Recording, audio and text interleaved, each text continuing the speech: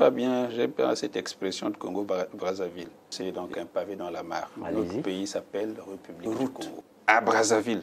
Président Sassou Aza, Singeke Congolais, Fongaison Bandingue Tatu. Il y a qui est important. Que ce soit économique, mais je m'attarde sur la crise sanitaire, est gérée de la meilleure des manières ici. J'aime pas cette expression de Congo-Brazzaville. Et je vais lancer donc. Mais c'est votre constat, vous savez. C'est le constat du souverain primaire. Validé par vous. Le Premier ministre est-il l'homme de la situation? Que ce soit économique, mais je m'attends.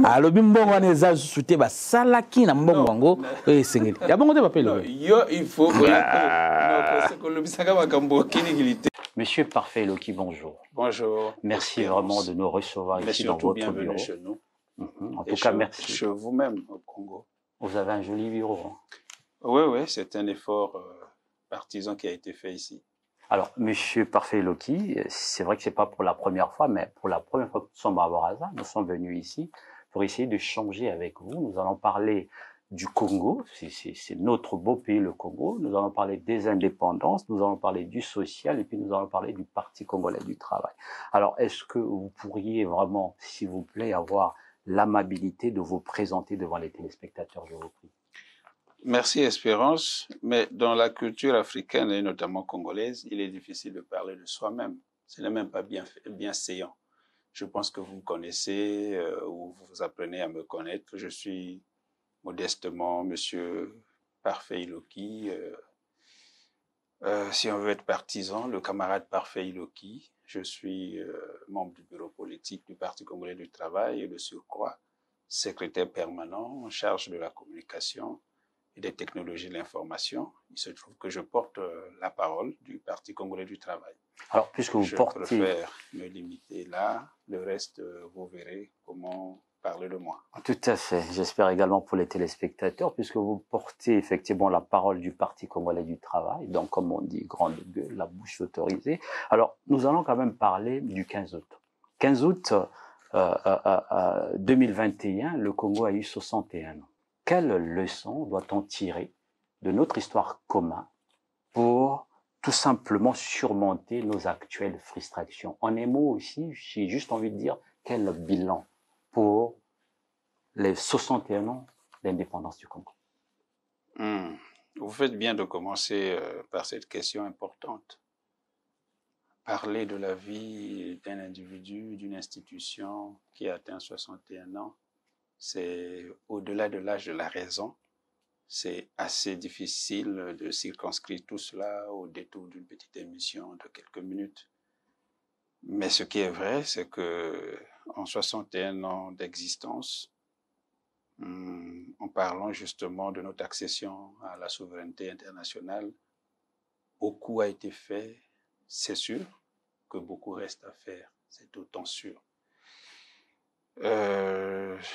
De notre âge politique, nous pouvons dire qu'on a suivi avec beaucoup d'admiration le mouvement des indépendances depuis les préparatifs des années 58 à l'indépendance en 60. En 60, les premières révolutions, la révolution de 13, 14, 15 août, on a suivi cela à travers la documentation. Peut-être qu'on n'était pas né en ce temps-là, mais on devra, à des occasions pareilles, rendre un hommage mérité à nos pères d'indépendance parce que ce n'était pas donné. Père d'indépendance, vous faites allusion à qui exactement? Au président l'abbé Fulbert Youlou, au président Jacques Opango et à tous les autres, les Tchichel et tous les autres qui ont milité en ce moment pour arracher notre indépendance auprès du colon. Bon, on semble dire que, et puis peut-être que c'est vrai, que c'était une formule, mais il fallait bien la mériter. Donc, on ne devrait pas s'attarder sur ça, mais c'est l'histoire de nos pays. Et je pense qu'ils méritent bien d'égards, parce qu'ils ont eu la responsabilité de marquer les premiers pas de notre existence moderne, puisque il faut aussi savoir que c'est depuis 1910 que Pointe-Noire a été déclarée comme capitale politique de notre pays, et Brazzaville en 1911, capitale de l'Afrique équatoriale française.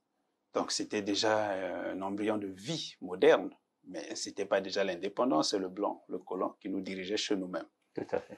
Depuis lors, les choses ont bien évolué. L'abbé Fulbert Youlou, le pays, aujourd'hui, on compte autour de, sinon c'est 6 présidents qui se sont succédés. Le président Youlou, Massamba Deba, Marien Ngouabi, Yombi Opango pour les 2 ans, Denis Sassou Nguesso 12 ans avant, et maintenant Pascal Lissouba entre-temps, et aujourd'hui le président Denis Sassou Nguesso.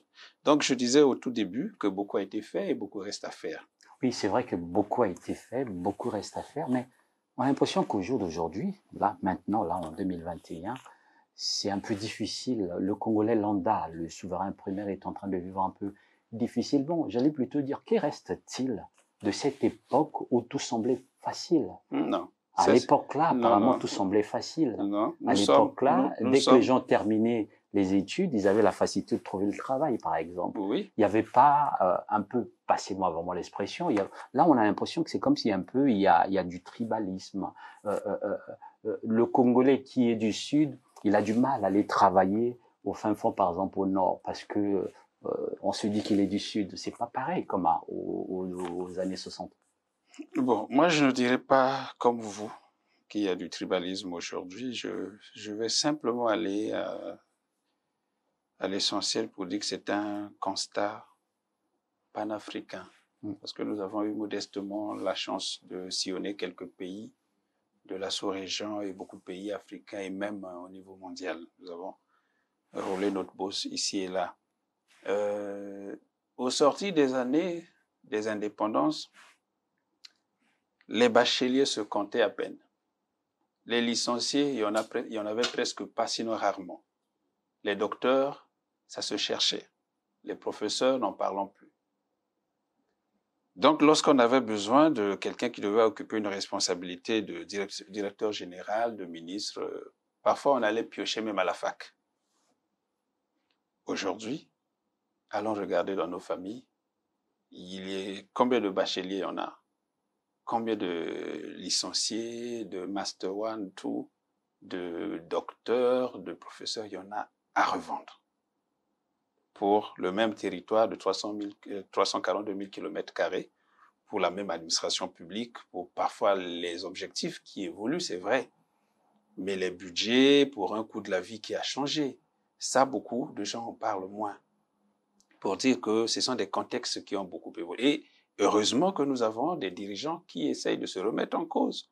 Regardez les nouveaux développements de la vie, genre les technologies de l'information et de la communication qui s'imposent à nous, genre ce que McLuhan dans les années 64 avait déjà parlé, avait déjà prédit en parlant de village global. Donc, c'est des choses, le monde évolue, mais alors très vite, il faut que chacun s'y adapte. Le constat d'emploi, oui, il est panafricain. Faites un tour dans la sous-région et suivez mon regard, vous verrez que c'est un constat général. Mais il nous semble que, en ce qui concerne l'administration congolaise, faites un tour en Afrique de l'Ouest et même dans certains pays de l'Afrique centrale, vous verrez que nous avons la fonction publique la plus dense. Ah d'accord, donc... La plus dense, ce qui fait que on peut dire que les pouvoirs publics congolais prennent à bras-le-corps la situation des jeunes diplômés. Je ne dis pas que tout est déjà rose. Non, il y a beaucoup de... Il faut sortir les statistiques.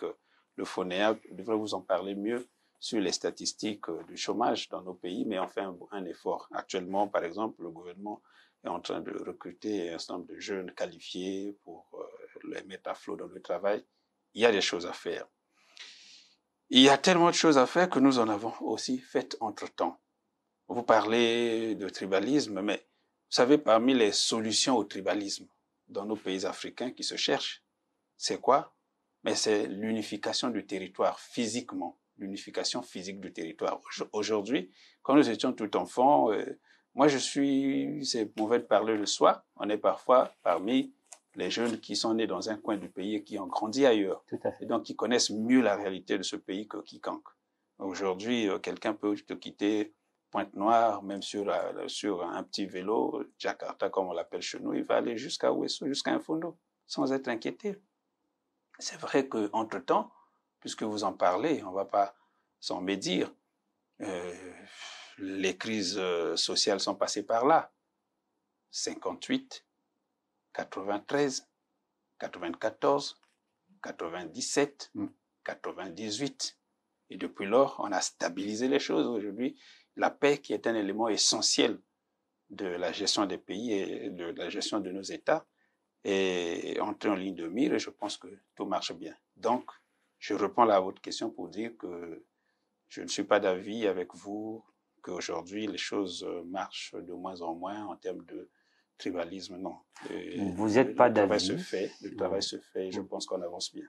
Vous n'êtes pas d'avis, il n'y a pas le tribalisme au Congo. Effectivement, ici, c'est la chaîne de votre opinion, c'est votre opinion, vous avez tout à fait raison. Alors, on va essayer de parler des 100 jours de notre Premier ministre, le Premier ministre du Congo-Brazzaville, Anatole Koliné-Makosso. Voilà 100 jours. J'aime pas bien cette expression de Congo-Brazzaville. Et je vais lancer donc un pavé dans la mare. Notre pays s'appelle République du Congo. C'est par excès de langage, je ne sais pas trop comment ça s'appelle, Congo-Brazzaville. Notre pays s'appelle la République du Congo. Donc on va parler de la République du Congo, non pas de la République populaire, ça c'était hier. Oui. Aujourd'hui, on va parler de la République. C'est l'histoire en question. On va parler de la République du Congo. Voilà 100 jours que le Premier ministre Anatole Koliné-Makosso est aux affaires. Quel bilan? Toujours les mêmes galères. Les retraités ne sont toujours pas payés. Les étudiants abandonnés à eux-mêmes.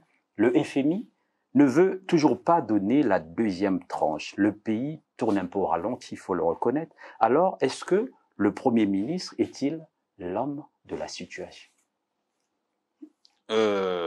Merci de la question. Effectivement, le gouvernement de la République venait d'être nommé par le président de la République après son investiture le 16 avril, gouvernement nommé le 15 mai, et aussitôt il s'est mis au travail, et d'ailleurs le 21 juin, le premier ministre du gouvernement, qui est du reste un membre éminent du Parti congolais du travail, nous en sommes fiers, a présenté le plan d'action du gouvernement devant l'Assemblée et le Sénat par la suite. Et vous parlez de 100 jours, c'est souvent des clauses de style des Blancs. Vous vivez là-bas en Europe, ce sont des clauses de style. 100 jours, c'est pour poser les bases. C'est après avoir déménagé, on réaménage. Et pour le réaménagement, il s'agit d'un gouvernement qui a été renouvelé et recadré un peu par le chef de l'État, on se met au travail. Et je pense que nous sommes fiers de ce qui se fait déjà. Fiers pourquoi? Parce que il fallait bien commencer par la porte, il fallait bien entrer par la porte, au lieu d'aller dans la palissade. Et nous pensons que la présentation du plan d'action du gouvernement le 21 juin, ça a été une étape forte, parce que le plan d'action en question, c'est la déclinaison en termes de projet, en termes de faisabilité, en termes d'objectifs, de 9 axes du programme de société du président, sur la base duquel il a été élu, donc ensemble poursuivant la marche. Lui-même, quand on dit ensemble, on poursuit la marche, c'est la marche qui a commencé en 2016 à cause de la crise multidimensionnelle que nous avons connue et qu'on n'a pas atteint un certain nombre d'objectifs, donc il fallait poursuivre. Et là, je pense que le gouvernement Makosso, pour le dire ainsi, est en train de prendre le taureau par les cornes. Et le plan d'action est en train d'être mis en œuvre. Les 9 axes du projet de société sont déclinés en 12 piliers, on va dire, et qui se mettent effectivement en place. Du point de vue, je ne vais pas aller vraiment dans les détails parce qu'on va passer toute une matinée ici. Tout à fait. Bon, on a un peu de temps également. Oui, justement, sur le terrain, vous voyez par exemple que le projet de 12 hôpitaux est en train de se poursuivre avec 2 hôpitaux pilotes à Pointe-Noire et à Brazzaville, Patra et Kombo. Ça se poursuit, je crois que dans quelques temps, ces hôpitaux vont être fonctionnels et inaugurés. La zone économique, la zone de Maluku est en train de recevoir ses premiers câbles de courant parce qu'il fallait bien commencer par là pour allumer ce côté et continuer à travailler. Donc, beaucoup d'efforts sont en train d'être faits aujourd'hui grâce aussi au pragmatisme du gouvernement. Vous et moi sommes ici en train de tourner sur le net. Et ce sont des infrastructures qui ne sont pas tombées du ciel. C'est le travail du gouvernement de la République qui se fait aujourd'hui. Nous sommes à flot sur la fibre optique. Donc, tout se passe bien. Maintenant, le volet social, on ne dira pas que tout est rose, comme je disais. Mais on peut quand même relever l'effort qui se fait au niveau du gouvernement aujourd'hui. Sur les 80 000 fonctionnaires de l'État congolais, il n'y a pas d'arriéré de salaire. C'est un challenge qui est gagné, on en parle peu.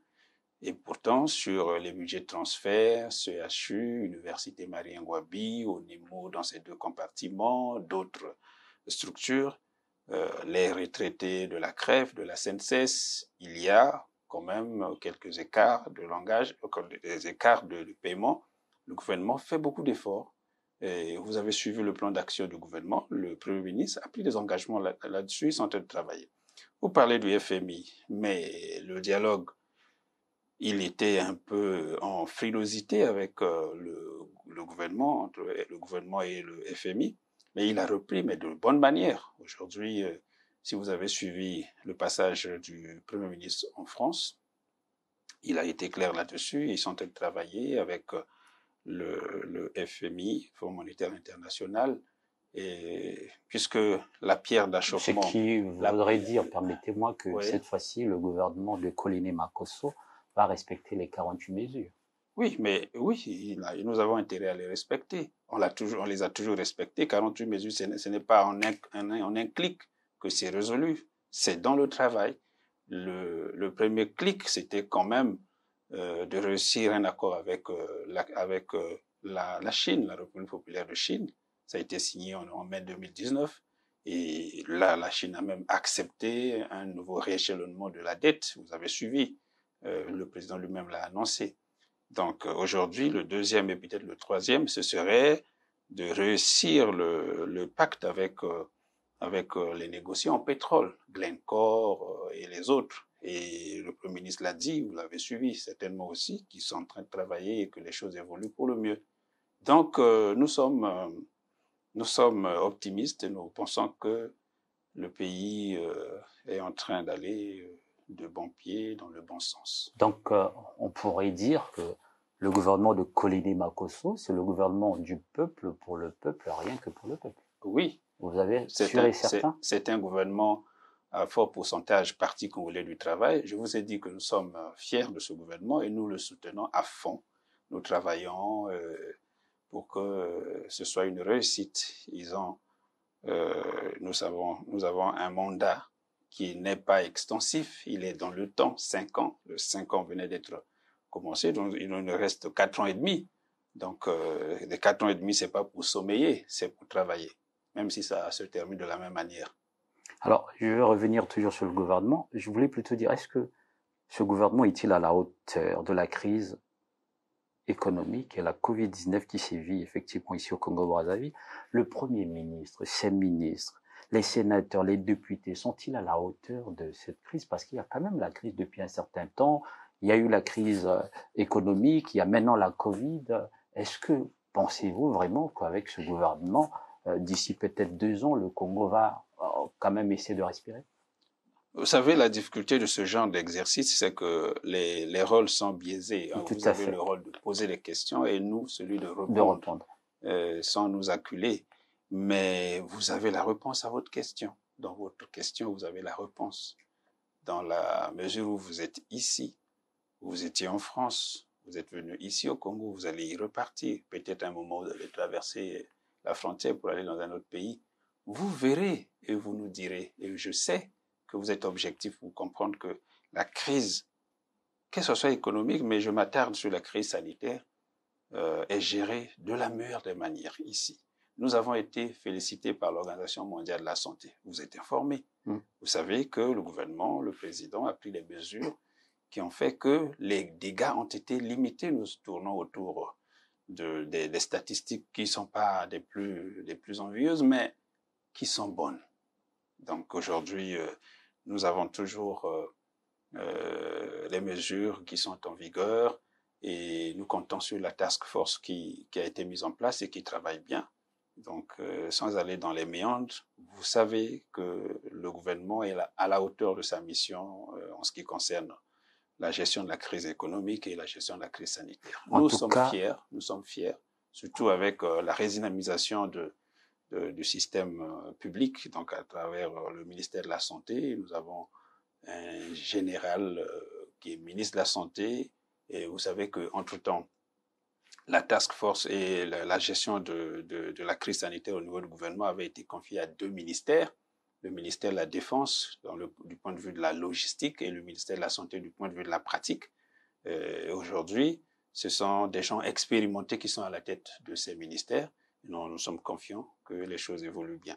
Vous avez vu, si vous circulez dans les villes de Brazzaville et de Pointe-Noire et à l'intérieur, des campagnes de communication qui se lancent ici avec l'apport des partenaires au développement, des partenaires sous-régionaux comme l'OCEAC, l'Organisation pour la coordination des épidémies en Afrique centrale, qui félicite le Congo, en plus de l'OMS. Donc, loin des stratégies politiques ou des appréciations alambiquées, nous pensons que oui, le gouvernement est vraiment à la hauteur.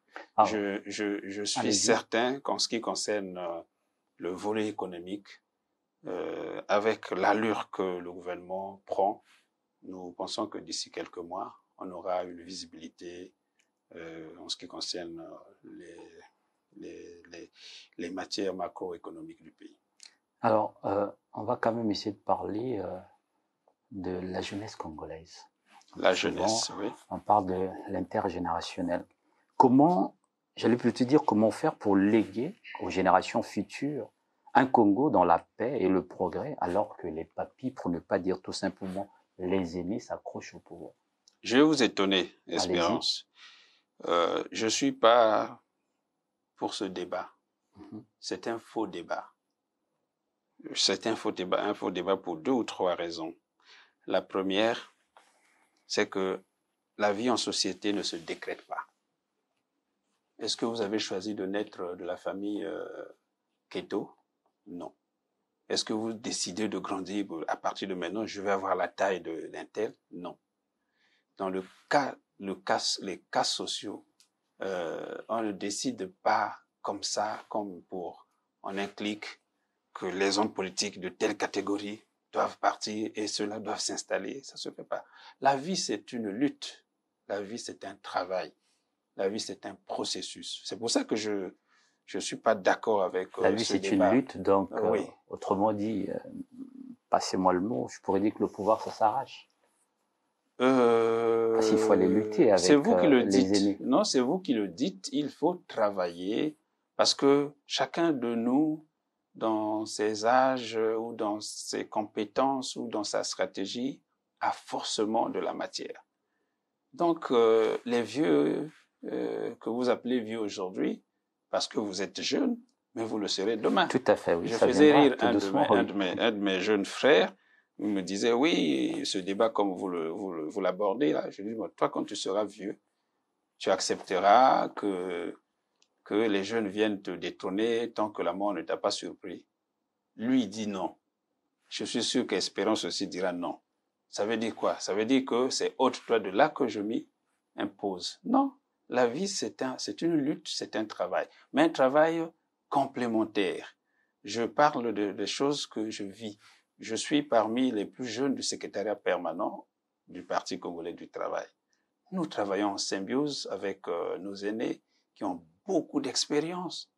Mais on a vu aussi, nous sommes dans les âges intermédiaires, on a des jeunes qui ont de la vigueur, qui ont de la connaissance, qui ont de la technologie, qui n'ont pas forcément l'expérience. Mais comment vous voulez évoluer dans un pays où les jeunes veulent coûte que coûte en finir avec les vieux, et alors qu'eux-mêmes ils savent que demain ils seront des vieux. Vous savez, aux États-Unis, la retraite, il n'y a presque pas de retraite. De toute façon, aux États-Unis, il n'y a presque pas de retraite.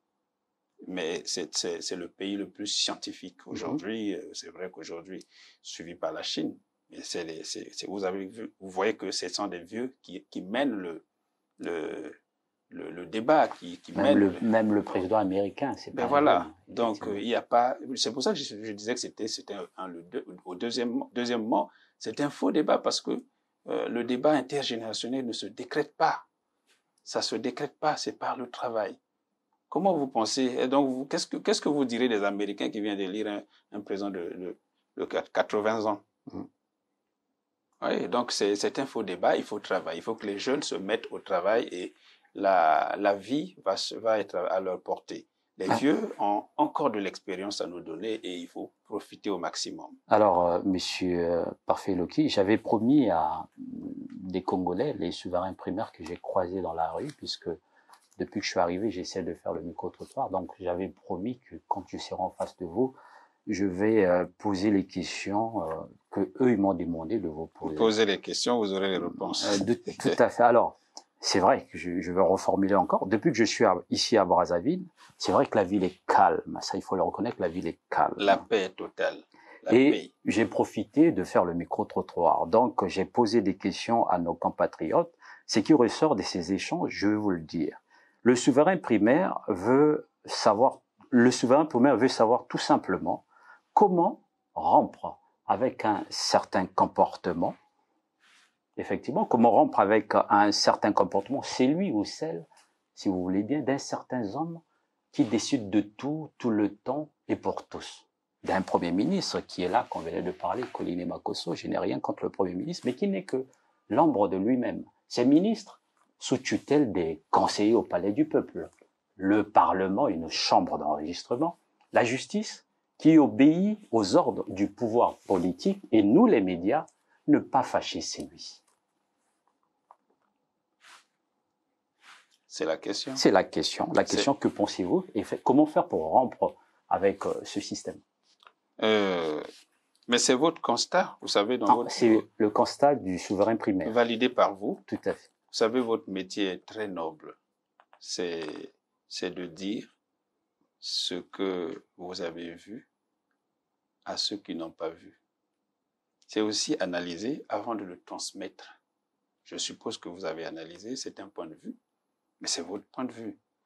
Mais je vois plutôt un président de la République élu pour un mandat de 5 ans sur la base d'un projet de société, ensemble poursuivant la marche.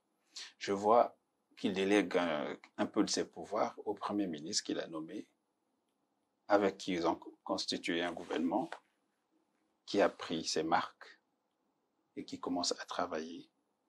Je vois que dans la hiérarchisation du gouvernement, il y a un Premier ministre, il y a des ministres d'État, il n'y a plus un vice-premier ministre comme dans le gouvernement précédent, des ministres d'État, des ministres simples et des ministres délégués. Et je vois une équipe cohérente qui travaille, qui donne du là et qui fait beaucoup d'efforts et qui est autour des centièmes jours qui ont travaillé. Je trouve que le constat est prématuré. Parce que, je disais tout à l'heure, que vous êtes dans les pays des Blancs, c'est sans leur culture, mais chez nous, dans le monde bantou, on laisse le chef travailler, on le comprend, on observe, on lui fait des propositions, il travaille et on fait le point et on avance. Je pense que c'est le cas. Dire qu'il y a des ministres grands Manitou qui font des premiers ministres et qui sont finalement au-dessus des ministres, c'est faux. Vous voyez bien que c'est faux. Et il suffit d'être cohérent pour constater que le Premier ministre est dans son élément. Il a eu un petit temps de réflexion pour constituer son gouvernement. Les décrets sont en train de tomber au fur et à mesure. Donc, il est en train de chercher à s'installer. J'ai dit, après le déménagement, l'aménagement, ils sont en train de travailler. Donc, il est trop tôt. Vous savez, les Congolais ont le génie de l'observation, même en mal. Même en mal. Et vous avez vu le bruit qu'il y a eu entre-temps, avant la publication du gouvernement. Comme si le gouvernement, sur les 5 700 000 habitants environ, il faut trouver une trentaine de bonhommes de Congolais et pas forcément les plus huppés, mais des Congolais respectant un certain nombre de critères qui doivent gouverner les autres, comme si c'était vraiment une histoire qui devait... Le pays s'était arrêté.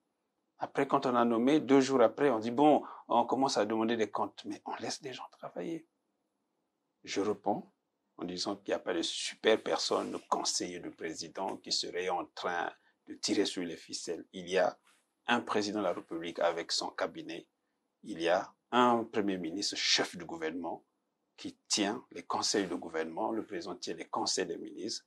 Et puis, il y a des ministres d'État et des ministres et des secrétaires, plutôt les ministres délégués qui travaillent dans une cohérence habituelle. Nous attendons les résultats. Et nous, en ce qui nous concerne, puisque nous parlons ici au nom du Parti congolais du travail, nous sommes fiers de cette équipe et nous avons totalement confiance en cette équipe. Nous savons qu'au bout de quelques temps, nous allons avoir des résultats. D'ailleurs, je vous ai cité quelques cas d'exemples qui montrent que les gens, ce n'est pas de la sinécure là-bas. Les gens sont au travail et il faut attendre les résultats. Alors, nous arrivons tout doucement au terme de cette émission. J'ai juste 2 questions que je vais vous poser. C'est vrai que il faut avoir l'honnêteté intellectuelle de reconnaître que le président de la République est très fort en politique internationale, mais en politique nationale, on a parfois l'impression qu'il ne cesse pas, je dis bien on a parfois l'impression, je parle de l'impression,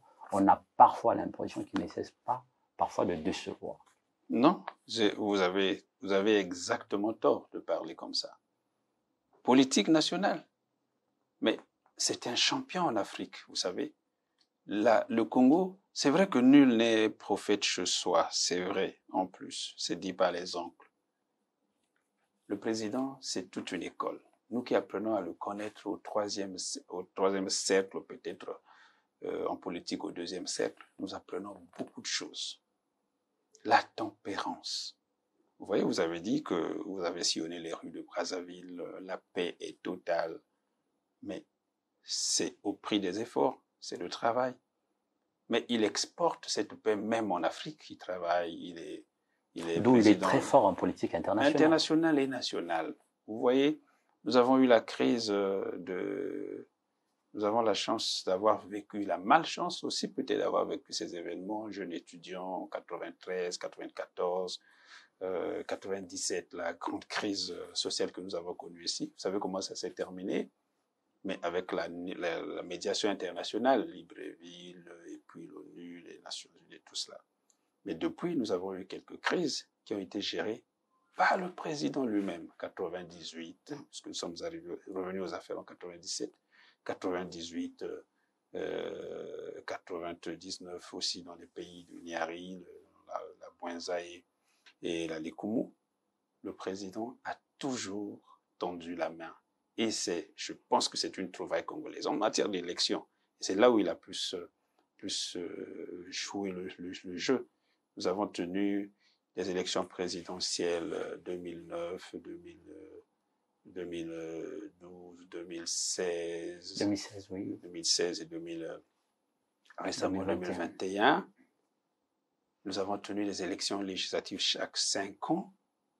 C'est toujours avec la main tendue qu'il a toujours parlé avec parfois ses opposants qui crient sur les toits et qui l'injurient à longueur de journée. Il s'assoit avec eux. Souvenez-vous qu'un matin avant 2015, ou toute une semaine en 2015, à l'occasion des préparatifs du dialogue, plutôt du référendum constitutionnel, le président a ouvert son palais.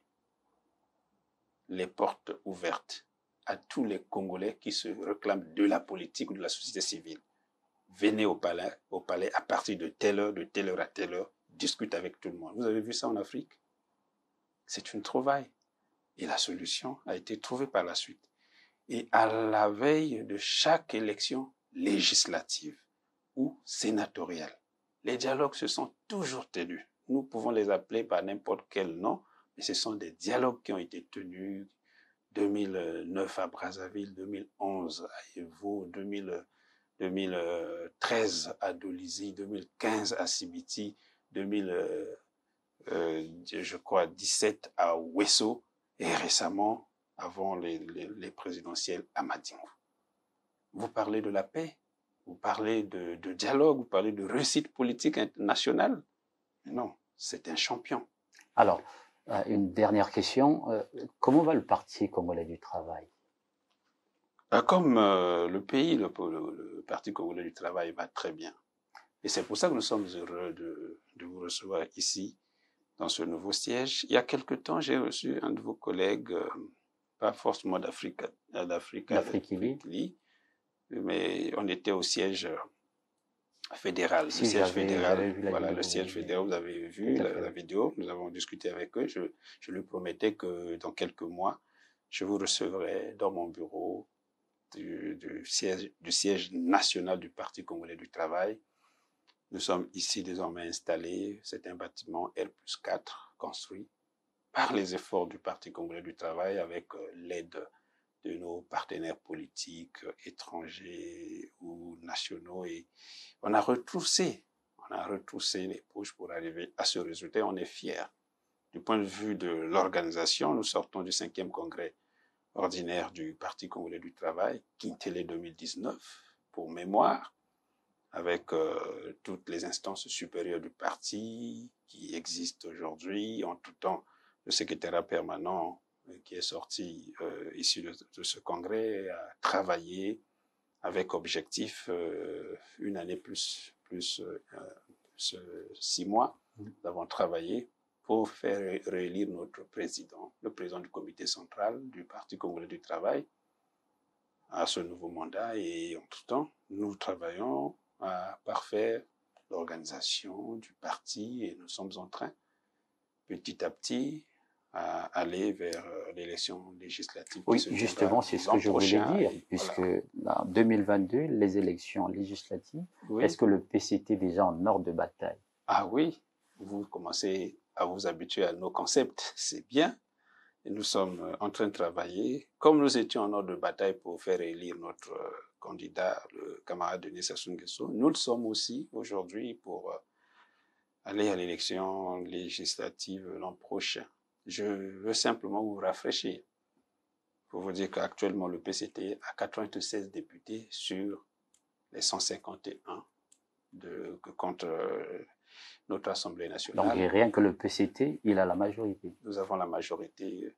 Elle n'est pas encore écrasante, mais nous avons l'objectif de faire plus que cette majorité. Cette majorité que nous avons aujourd'hui. Donc nous avons 96, nous avons l'intention de faire 96 plus 1 au moins. Sinon plus 5, plus 10, plus 15. On est en démocratie, c'est la loi du nombre. Alors vous, en tant que porte-parole du PCT, comment faire pour lutter contre le populisme revendicatif des réseaux sociaux, parce qu'on entend souvent sur les réseaux sociaux, et la démagogie, on entend surtout nous à la place de Paris, hein, avec, j'aime pas trop citer les personnes, les combattants ou les autres machins qui critiquent, qui ont l'habitude de critiquer le pays, je dirais, à l'extérieur, hein, parce qu'ici nous sommes à Brazzaville, hein, comme je disais, la ville est calme. C'est pourquoi j'ai dit, vous en tant que porte-parole du Parti congolais du travail, comment faire pour lutter contre le populisme revendicatif au fil des réseaux sociaux et la démagogie triomphante de quelques Congolais politiciens intérieurs ou extérieurs? Non, mais vous avez là une question dans une question. C'est délicat et c'est à la fois délicat et important. C'est aussi en termes de... C'est regrettable que des compatriotes parfois se comportent ainsi. Bon, vous savez, l'autre côté de la démocratie, c'est la liberté. Le vrai côté de la démocratie, c'est la liberté d'expression. Et il faut la respecter. Nous la respectons. Nous sommes un parti de démocrates par notre idéologie, la social-démocratie. Nous respectons tout cela. Mais nous sommes présents avec vous dans les réseaux sociaux. Chaque fois que j'ai une occasion de passer par Paris, j'aime discuter avec tout le monde, y compris ses frères, que je ne considère pas comme ayant placé un pied au-delà de la route, puisqu'ils revendiquent leur part de démocratie, ils travaillent, ils parlent.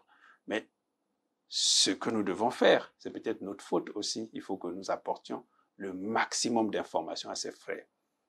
Vous savez, il y a quelque temps, je vous fais l'anecdote, j'arrive dans les milieux là-bas, on parle à bâton rompu avec les amis, on me dit, oui, mais qu'est-ce que vous racontez là, l'aéroport, là, vous avez pris une maquette d'un aéroport de Chine, et puis bon, c'est du mensonge, c'est pas Brazzaville, ça.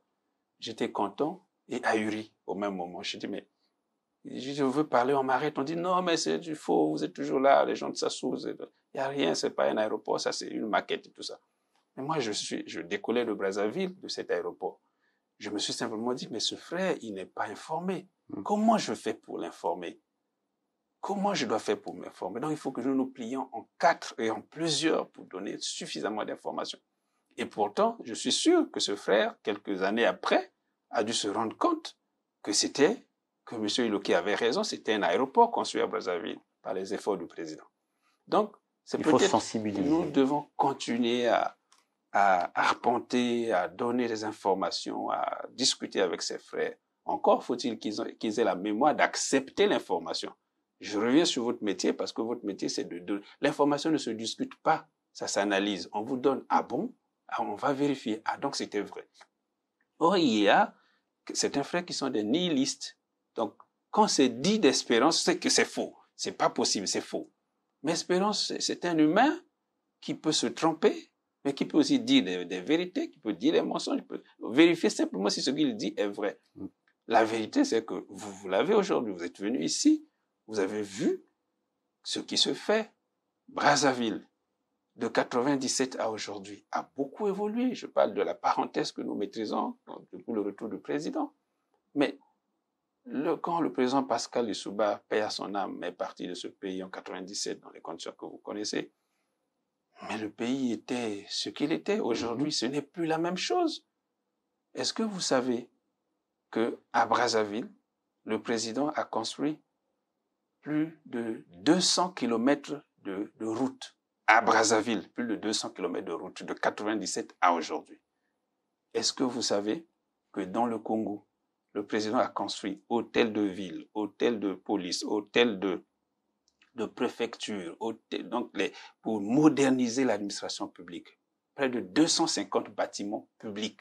Vous allez à Madimou, vous verrez la résidence du sous-préfet ressemble à la résidence du sous-préfet des Vaud, à la résidence du sous-préfet de Mbama, à la résidence du sous-préfet de Sibiti. Standardisation de l'administration. OK? Vous savez que de cet intervalle jusqu'à aujourd'hui, le président a conçu plus de 3000 kilomètres de route. Mais peut-être que nous n'avons pas suffisamment de bagou pour informer au mieux, mais on le dit, les documentaires se font, les cahiers s'écrivent, les journaux prennent le relais. Il y a du simple nihilisme de certains frères qui ne comprennent pas, qui ne veulent pas comprendre puisqu'ils ont la matière, pourquoi ils ne veulent pas comprendre.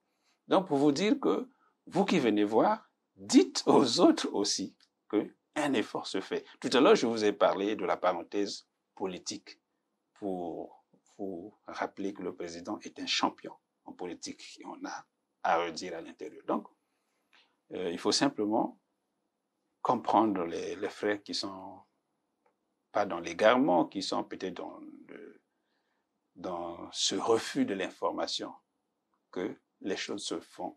Mais personne, depuis le président de la République, en passant par nous, les collaborateurs, jusqu'au dernier Congolais de l'administration, personne n'a dit que nous sommes déjà développés. Non, sinon on ne ferait plus d'efforts. Même les pays développés dans lesquels ils font toujours des efforts. Aujourd'hui, c'est un peu les arbitrages qui se font, mais les gens ont travaillé. Mais heureusement que nous sommes là pour travailler. Et vous, vous êtes là-bas pour critiquer. Mais continuez à critiquer. Non, pas nous. Je parle de nos frères qui sont de l'autre côté de l'hexagone, qui ne font pas beaucoup d'efforts de compréhension. Moi, je comprends parce que c'est la démocratie. La subtilité de la démocratie, c'est que dans sa moustiquaire ou dans sa chambrette d'hôtel ou de la maison, tu as ton clavier, tu pianotes, c'est la magie. C'est envoyé, c'est le monde entier qui reçoit. Ça, c'est facile à faire. Mais il y a des choses qui sont encore plus difficiles à faire. C'est de se lever un matin, venir au bureau, faire un plan de travail, faire une maquette, chercher un architecte, dessiner un plan, aller sur le terrain, passer un appel d'offres, suivre, construire, commencer par la fondation, évoluer, vivre la difficulté des pieux et tout ça évoluer. Il y a des choses qui sont difficiles à faire. C'est de tracer la route Pointe-Noire-Brazzaville, qui a été rêvée par tous les dirigeants, à commencer par le colon. Je vous ai dit que Pointe-Noire, c'est la capitale politique en 1910. Mais les gens avaient déjà commencé à réfléchir sur comment faire pour rallier Brazzaville, comment faire pour relier les capitales d'Afrique centrale. D'où l'idée du chemin de fer. Mais il y avait aussi l'idée de la route. Et ils ont pris l'option du chemin de fer pour dire que c'était difficile. Et pourtant, Espérance, il y a eu des gens, donc le président Denis Sassou Nguesso, qui a pensé qu'il fallait faire la route. Il l'a faite. Donc, c'est une chose de rester dans les pamphlets, dans le réalisme des idées. Ça, c'est une bonne chose. Tout le monde peut le faire. Peut-être que moi aussi, si je me retrouvais du côté, j'en ferais la même chose. Mais une autre chose, c'est celle que nous vivons ici, la réalité sociale. Oui. Et j'ai envie de dire la réalité vécue des gens qui travaillent. Il faut les respecter. Alors, Monsieur Parfait Iloki, effectivement, nous sommes à Brazzaville. Nous avons terminé cet entretien. On a le président de la République, le bâtisseur infatigable. En tout cas, je vous dis, Afrikili, sur Brazzaville, la ville est très calme. Monsieur Parfait Iloki, merci. C'est moi qui vous remercie d'être venu à la source de l'information. Et je dois aussi vous dire que chaque fois que vous frapperez à notre porte, nous vous la ouvrirons toujours parce que nous savons que nous sommes là pour vous donner l'information. Il n'y a que ceux qui vivent la sécheresse du désert qui savent l'irremplaçable qualité de l'eau. Parce que nous sommes sur le terrain. Nous savons les difficultés que nous avons. C'est facile. Il y a un moment, on ne va pas relancer le débat, le Parti congolais du travail était à l'opposition. Et quand nous étions à l'opposition, nous présentions des contre-modèles. Donc le gouvernement fait ce modèle, nous présentons ce contre-modèle. Et puis on discute et on avance. Je veux que les frères qui sont de l'autre côté, qui ont pensé faire leur politique à l'opposition, évoluer en compte courant dans le sens où ils veulent proposer une autre idée de développement, mais qui nous discutent avec nous. Et nous sommes là pour échanger et je pense que vous repartirez d'ici avec un peu de matière. Merci d'être Parfait, Iloki, merci. Merci beaucoup. Afrikili TV. Afrikili TV, c'est du sérieux. Afrikili TV, ici, vous avez la parole. La chaîne de télé sur le web, pas comme les autres.